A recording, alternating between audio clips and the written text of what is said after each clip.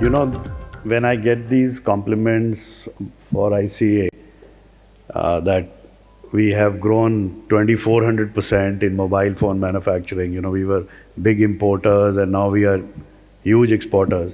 But when I get up in the morning, I feel that the journey has just begun. What the grand plan is, we are talking about a very specific subject here, what you guys are addressing. But what I'll try to do is I'll try to give you the big 360 picture of electronics and IT, what India is trying to do. See, India cannot be a verticalized or a sectoral economy specializing in select areas or few areas. India is going to be the major economy of the world, so it has to fire on all cylinders, right? We have to be the biggest agriculture economy, we have to be the biggest manufacturing economy, we have to be the very cutting edge services economy, the areas which you guys are in. And electronics is the foundation of everything in the future. The confidence of the world is reflected. Electronics and IT put together is about a $4.5 trillion industry, which is, the world economy would be $110 trillion. But if you see the market cap of the companies in this, it is approximately 25% of the market cap. So at a very fundamental level, the world, because the finance guys are the smartest guys, I hope you agree with that. They see the future better than all of us. Sometimes, there are bubbles and froth, but they see. So 4% versus 25% is the indication that you guys are in the right space as far as the future is concerned. Now, if you look at smartphones specifically, smartphones is a $500 billion industry, which is the hardware part of it. This is what we invoice out of the industry. But the layer on top, which is the services, apps, operating system, everything around it, is another $600 to $700 billion. So that is the kind of opportunity which we have in the services related to smartphones, which is what we are talking about. About the secular development of electronics, we are attacking it from two sides. One is that you see the various verticals of electronics, which is mobile phones, IT, which is laptops, tablets, then wearables, another very big category, consumer electronics, strategic electronics, lighting, auto electronics is the car is converting into a piece of electronics, and huge amount of services around that. The joke is that earlier the car used to depreciate the moment you bring it out of the showroom. But now the car of the future or the automobile of the future is going to appreciate, because it's going to become smarter and smarter as it grows older. And then the foundational industries, which is semiconductors, AI, semiconductors, the display industry, the PCB, all of these industries are now entering and settling down in India. Our first fab is under construction in Dhulera, and 4 cutting-edge semiconductor packing units are coming out. These are very important because you see what is happening today. I just shared a note on machine learning with Arvind. Today, if you need talent, you have to have a very comprehensive and industry, economy which is firing on all cylinders, right? We all thought that China was doing just screw drive assembly type of thing, and till we woke up and saw what they have done in services, in terms of creating their giant services companies. And with the world at where it is now, with the trade wars going on, I think what China as a competitor to the US is going to do is absolutely going to be unprecedented. You guys are in Singapore, so you are seeing the kind of talent China is producing. And I think one of the biggest challenges of the particular area you are in is that the talent pipe should be very strong.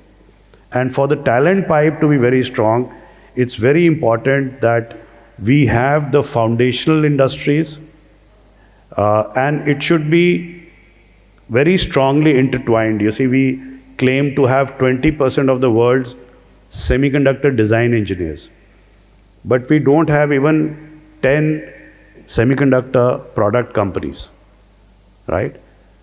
We've just done an analysis of the semiconductor design companies of the world, and you'll all be surprised, some of you may be knowing it, China has 3,300 product design companies, almost the entire 64 specific verticals which you've studied in ASICs, application specific ICs, are entirely dominated by Chinese companies. Why we don't sort of absorb it? Because we see the Qualcomms and the Broadcoms and the larger Intels, etc.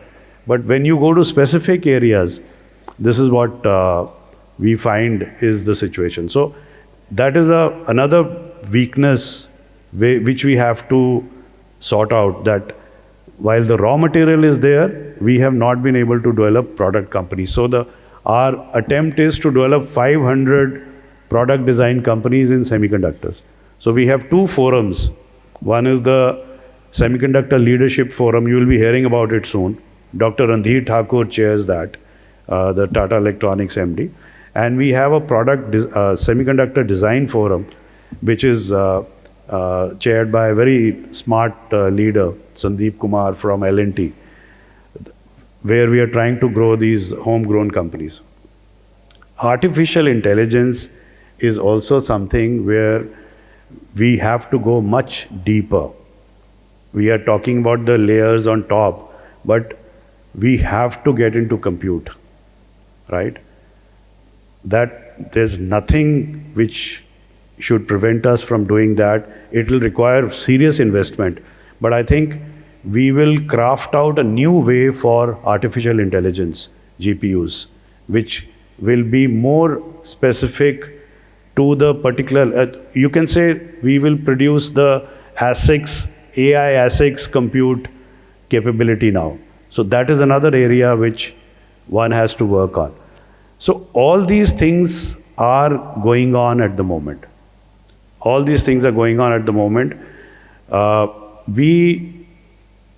Global companies with the footprint like what GTS has done, I think my first request to Anurag is that why are you headquartered in Singapore, right?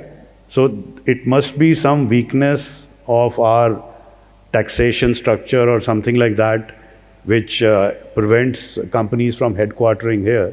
So we would like to sort that out, because India has to be the capital of global services, also data centers, and there are some real and imaginary fears people have about our taxation. We want to put that at rest, and we want to put it behind us, so that India becomes the preferred place for companies to headquarter themselves in.